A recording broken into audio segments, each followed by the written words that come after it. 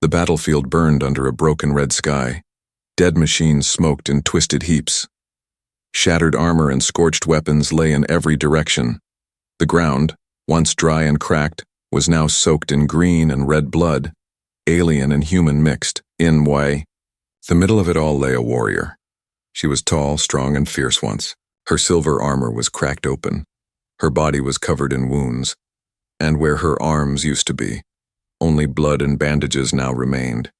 She was still breathing, but barely. Her name was Threxia, a proud warrior of the Karjan. She had led her squad into battle. She had never lost, never fallen, until today. Her enemies had come in waves, human drones and steel beasts that fired from the skies.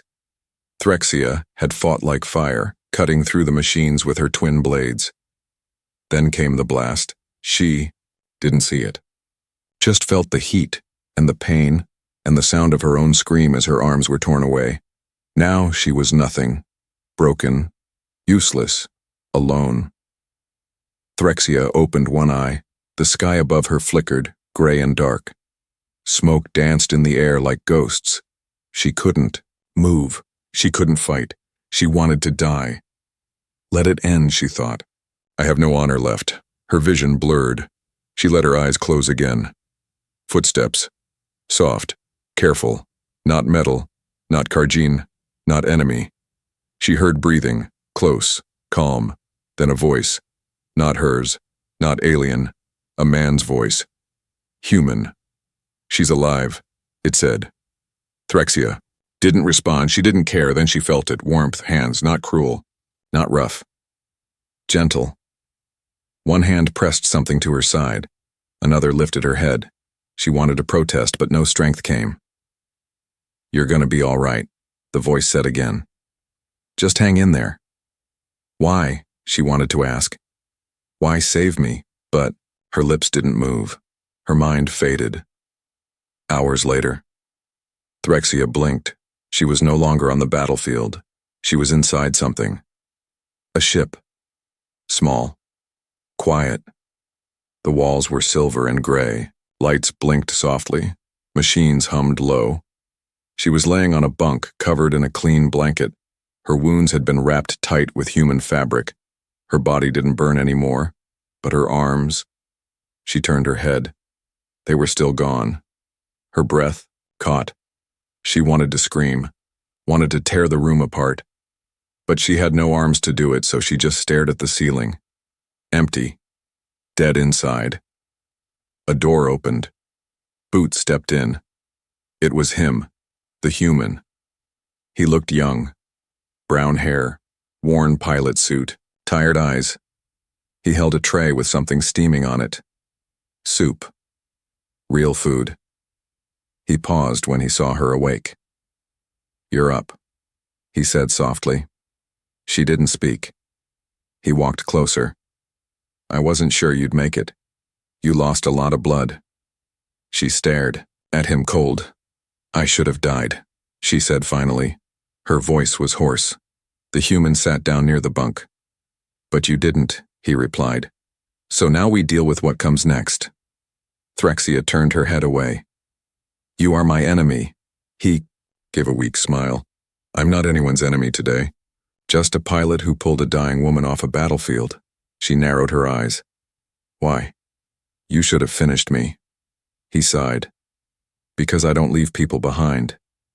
Even if they're not from my side. Silence filled the room. Threxia's chest rose and fell slowly. She wasn't sure what she felt. Anger, shame, confusion. Maybe all of it. You are foolish, she said. Probably, he said with a small laugh. He placed the food tray down beside her. Try to eat. Your strength will come back faster. I have no arms, she spat. He looked at her carefully. Then we'll figure something out. She looked at him like he was insane. He stood up and walked to the door. My name's Eli, by the way, he said. I'll check in on you soon. The door closed. Threxia stared at the soup beside her.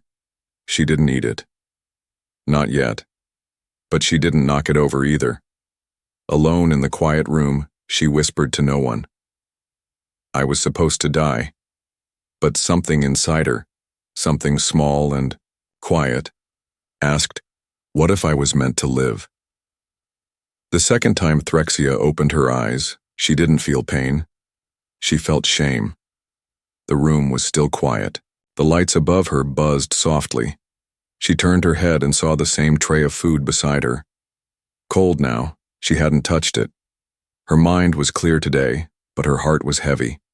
No arms, no weapons, no honor. She was not a warrior anymore. Just a ghost lying in a human ship. She hated that more than the battlefield. A door opened with a hiss. The human pilot entered again. His walk was relaxed, not careful, not afraid, like he belonged here.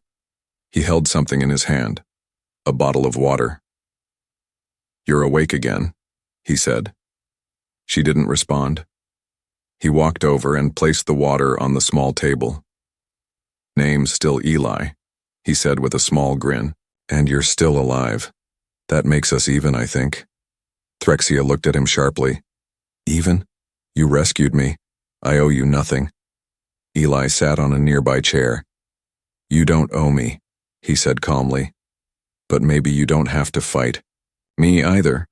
Threxia turned her eyes away. "You are strange for a soldier." "I'm not a soldier," he said. "I'm a cargo pilot. I move parts. I got pulled into the war. Crashed when I flew too close to your side's mess." She frowned. "Then why rescue an enemy?" He shrugged. "Because you looked worse than I did."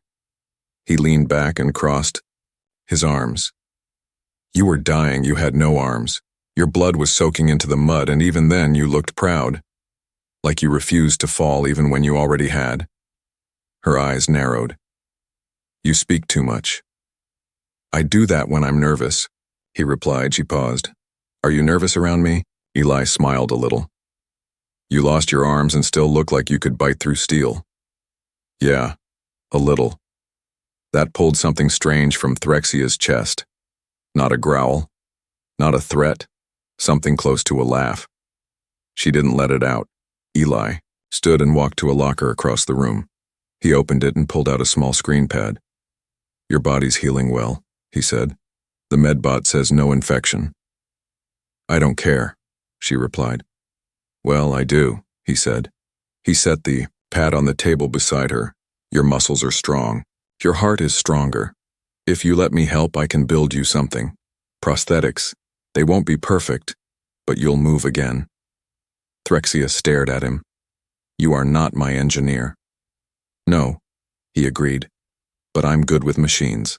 "And you're not done yet," she looked away. "I am done." "Because you lost your arms?" She didn't answer. Eli stepped closer. "You think you're just a weapon," he said. "But maybe you were always more than that." Threxia's jaw tightened. "You speak like you understand." "I don't," Eli said. "But I know what it's like to lose something that made you feel useful." He rolled up his sleeve. His arm had scars. Deep ones. Old. "I crashed 2 years ago," he said. "Broke both legs. Told I'd never walk again. I sat in a hospital bed for 3 months. I thought I was nothing." He sat down again. "But someone came. They helped. They said, 'Your worth isn't tied to your job. You're more than what you can carry.'" Threxia's eyes lowered. "Your people are soft." "Maybe," Eli said. "But sometimes soft is stronger than hard." They sat in silence. The ship shook slightly. A windstorm passed outside. The world beyond was still dangerous. But inside the room, it was still. Threxia finally said, "What do you want from me?" Eli looked confused. "What? You saved me. You feed me. You speak to me like I matter. What do you want?" Eli leaned forward, resting his elbows on his knees. "I want you to know you're not alone," he said. "That's it. No favors? No deals? No soldier's code? Nope." She stared at him like he was broken.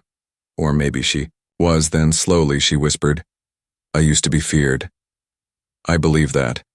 I used to make entire units run." Eli smiled gently. Then I'm glad I wasn't in one of those units. That almost made her laugh again. Almost. He stood and walked to the door. Think about the arms, he said. I've got parts, old ones, we can make them yours. Threxia closed her eyes. Maybe tomorrow, she whispered. Eli paused at the door. I'll be here. Then he left. Alone in the room, Threxia looked at her body. She was smaller now, quieter, but not gone. She closed her eyes, and for the first time since she'd fallen, she didn't dream of death. The sky outside the pilot ship had turned black, not with night but with ash. The world around them had once been a battlefield. Now it was nothing, just wreckage and silence, wrapped in dust. The war had moved on. But for Threxia, it hadn't ended. It still lived inside her. She sat alone on the floor, legs folded under her. Her back leaned against the wall. Her bandaged stumps ached beneath the fabric. She had not spoken in hours, had not eaten, had not moved. The human, Eli, had tried. He brought food, told stories, played soft music on his compad, even offered to teach her human words for things she didn't ask about. But today, she said nothing. Not even no. He had left her alone for the night.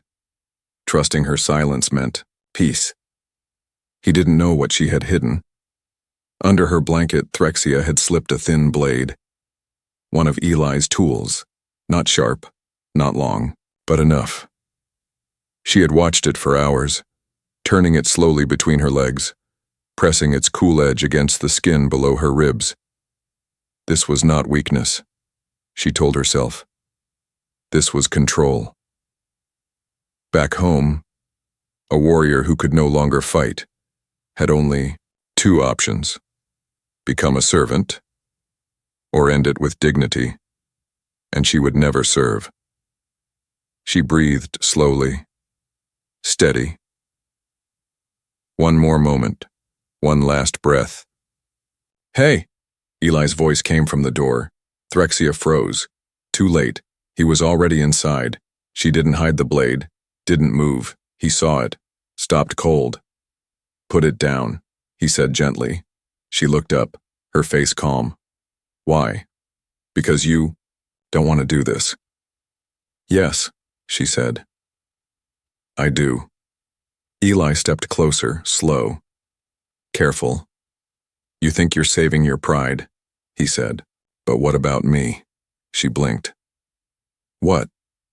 You die here, he said, and I carry that. Forever. Her lips parted. You saved me, she said. That was your mistake. No, Eli said firmly. Saving you was my choice, but living, that's yours. She looked at the blade, then at him. I have no arms, no clan, no purpose. You have breath, he said. You have eyes. You matter. To who? She whispered. To me. The words hit harder than a weapon. She looked at him long, silent, then let the blade fall. It hit the floor with a soft clink. Eli exhaled, his shoulders lowering. Thank you, he said. But Threxia shook her head. Don't thank me. I only stopped because of you. Then that's enough for today, he replied. He walked over, crouched beside her, and gently placed a clean cloth around her shoulders. You don't have to be a warrior right now, he said. You just have to stay. She leaned back against the wall. I don't know how, she admitted. He nodded. Then we'll learn together. Later, she lay on the bunk, eyes open. Her body still ached. Her pride still burned. But something else had taken root. Small, quiet, strange. A voice inside her that said, you didn't end. You paused. In the repair room, Eli sat alone. The blade was in his hand now. He held it tightly, staring at it for a long time. Then he placed it in a box, locked it away, and whispered, Not today. The pilot's ship hummed with new energy. Inside, the cargo bay, lights flickered above tables filled with old tech, Broken armor, metal limbs, servo wires, and rusted tools. Eli worked with sleeves rolled up, hands covered in grease. His face was tired but focused. For 3 days, he had collected, tested, welded, and now 2 strange shapes lay on the table. Not weapons, not tools, arms. Threxia watched from the edge of the room, her back straight, shoulders still proud even without her limbs. She didn't speak at first, just observed.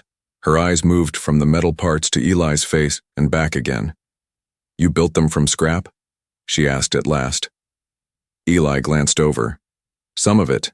The main frame came from a cargo loader, strong but not pretty. Threxia stepped closer. "You think I care about pretty?" Eli grinned. "Didn't think so." She stopped in front of the table. The arms looked nothing like her old ones. These were thicker, mechanical, lined with wires and bolts. But they looked alive, almost waiting for her. "I can't feel them," she said. "Not yet," he replied. "But they'll move with your thoughts, nerve-linked. If you let me connect the ports behind your shoulders." She said nothing. He leaned forward. "You don't have to do this. I know.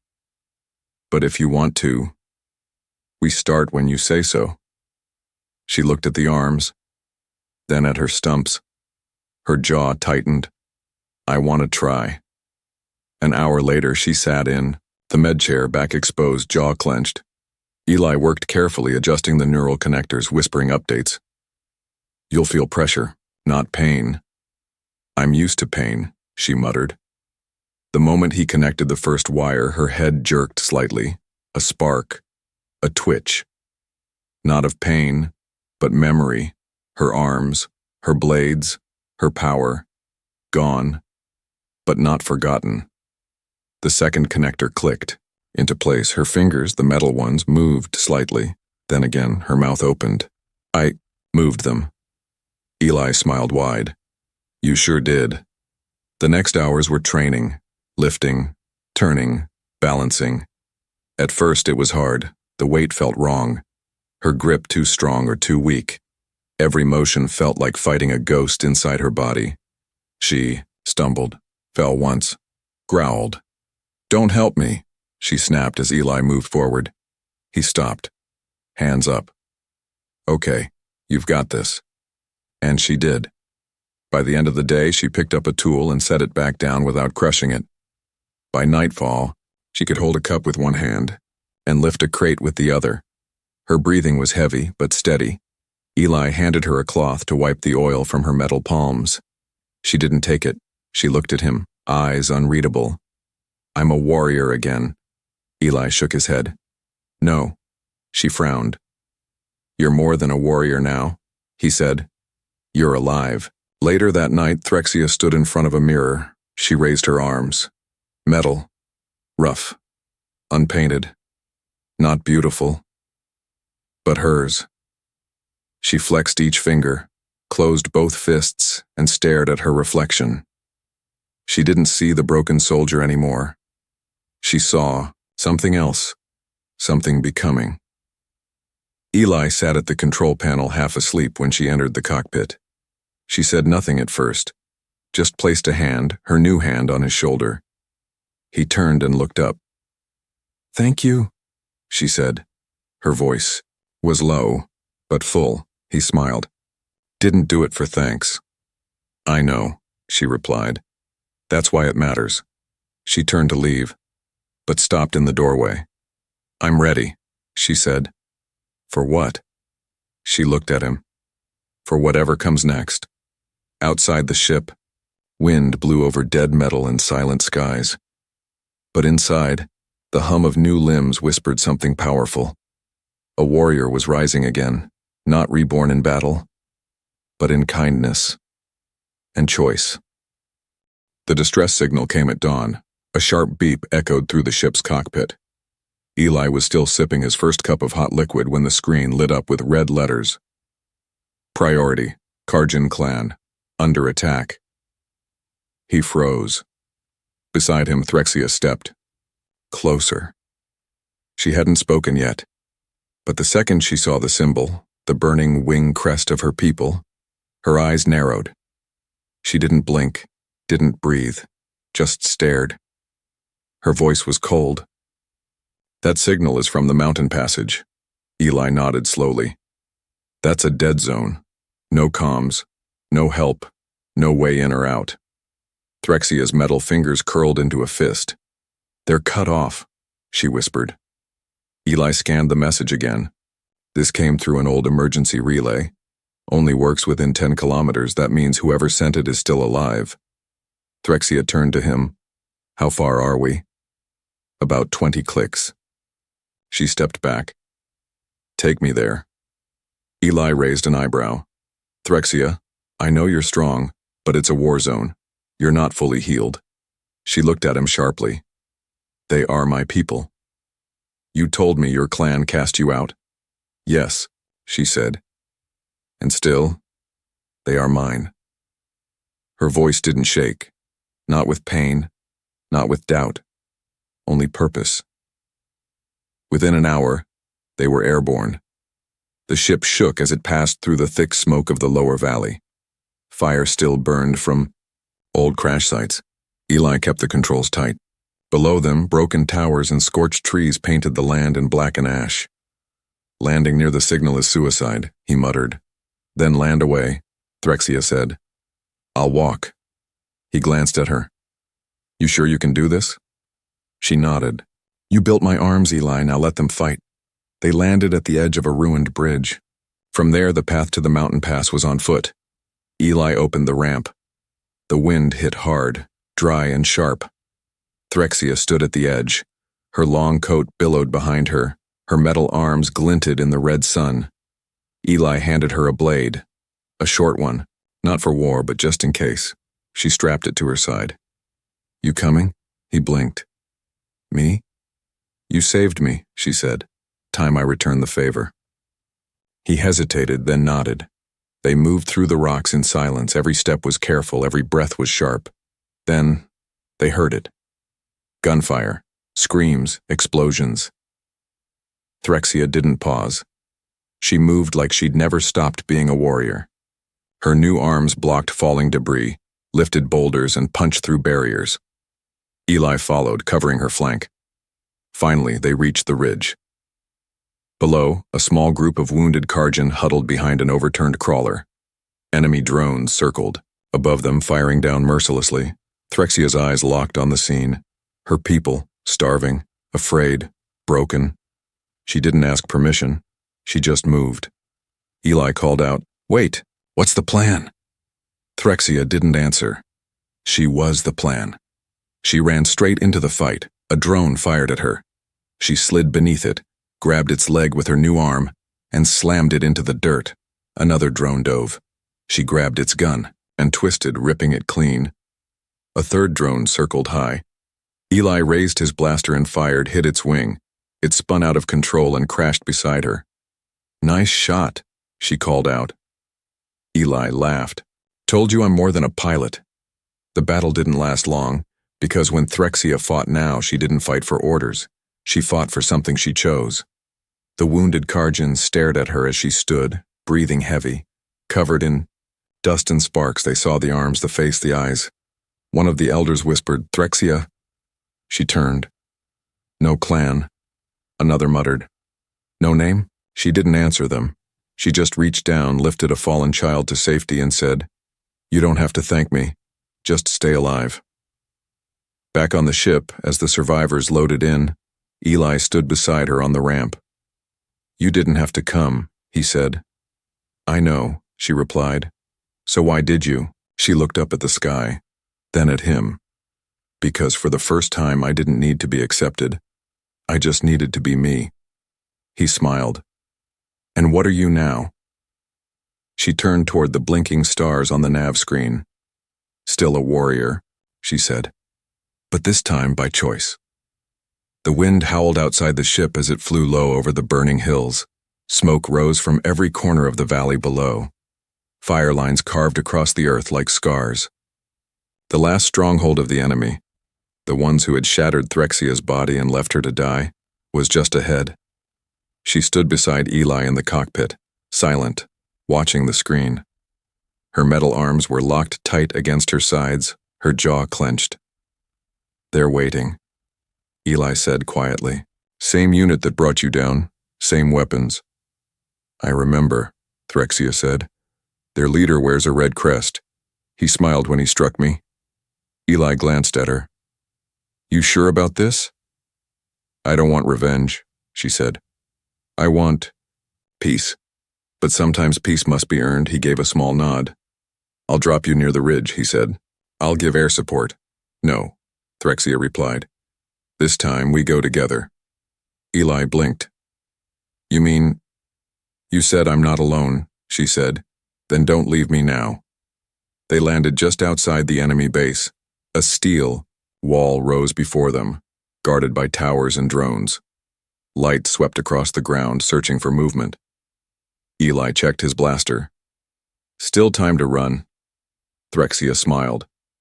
"Still time to fight." She stepped forward, arms glowing faintly with internal power. The metal in her limbs hummed with energy. She no longer moved like a wounded warrior. She moved like fire reborn. Eli followed her into the dark. The alarms blared within seconds. Gunfire erupted. Drones dived. Threxia rolled beneath one, grabbed its wing and used it like a shield. She smashed it into a turret, then leapt forward and punched through a door. Eli covered her back, taking down two more with clean, practice shots. "Left flank," he shouted. She turned, blocked a blast with her forearm, and hurled a crate into the shooter. They moved like one body, her strength, his aim. The enemy didn't stand a chance. Inside the compound, the enemy commander stood waiting. Tall, armored, red crest on his shoulder. "You survived," he growled, eyes locked on Threxia. "I thought I took your arms." She stepped into the light. "You did," she said. "And now I use new ones to end this." He raised his blade. Eli aimed his blaster. "No," Threxia said. "This is mine." Eli lowered the weapon. The fight was brutal. The commander struck first, fast and heavy. She dodged, blocked, countered. He sliced her side.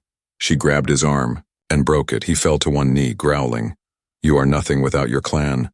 Threxia knelt beside him, breathing hard. "I have no clan," she said, "but I have a purpose." Then, with her metal fist, she struck once, hard, and ended it.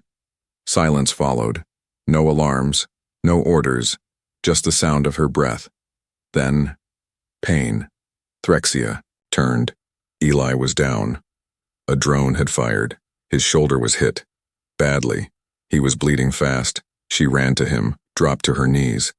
"You're okay," she said. He smiled weakly. "Told you I wasn't just a pilot." She gripped him gently with her metal hands. Lifted him. Carried him. "I've got you now," she said. She carried him out through the smoke and fire, past the broken enemy line, past the silence, to safety. Later, in the ship, Eli lay on the bed bandaged. Breathing steady, Threxia sat beside him, armor cracked, arms still stained. "I told you," he whispered. "You're not just a warrior." She smiled softly. "And you're not just a man who saves others." He closed his eyes. "Next time," he said, "maybe we save someone else." She chuckled quietly. "Next time." Outside the ship, the last fires burned out. No more battles today, only two warriors, alive, together. The war was over. The battles had ended weeks ago. The skies were quiet. No more drones, no more fire. But Threxia still woke up at dawn, alert, calm, ready. It was habit, a warrior's habit. Only now, there was no enemy to fight. Only quiet wind across the hills. Only soft birds calling through morning fog. Only a small cabin tucked into the side of a green valley, with one light glowing warmly inside. Threxia stood at the edge of a riverbank, her metal hands resting gently on her hips. She wore no armor now, just soft travel clothes and boots worn from walking. Her eyes stared into the moving water. She didn't move for a long time. Eli watched her from the porch. a mug of hot drink in his hand, one arm still in a sling. "She's scanning the river again," he said aloud, grinning, like she expects an ambush from the fish. Behind him, the repaired drone floated quietly. It beeped. He shrugged. "Don't. Look at me, I'm not stopping her." Threxia turned finally and walked back toward the cabin. Her steps were slow, but not heavy. She stopped near the porch and looked at Eli. "You should be resting," she said. "I am," he replied. "I'm sitting, that counts." She raised an eyebrow. "You were shot." He raised his mug. "I was lucky." She climbed the steps and sat beside him, her metal fingers curling around the cup he offered. They drank in silence. The air was cool. The clouds drifted like soft sails. For a long time, nothing needed to be said.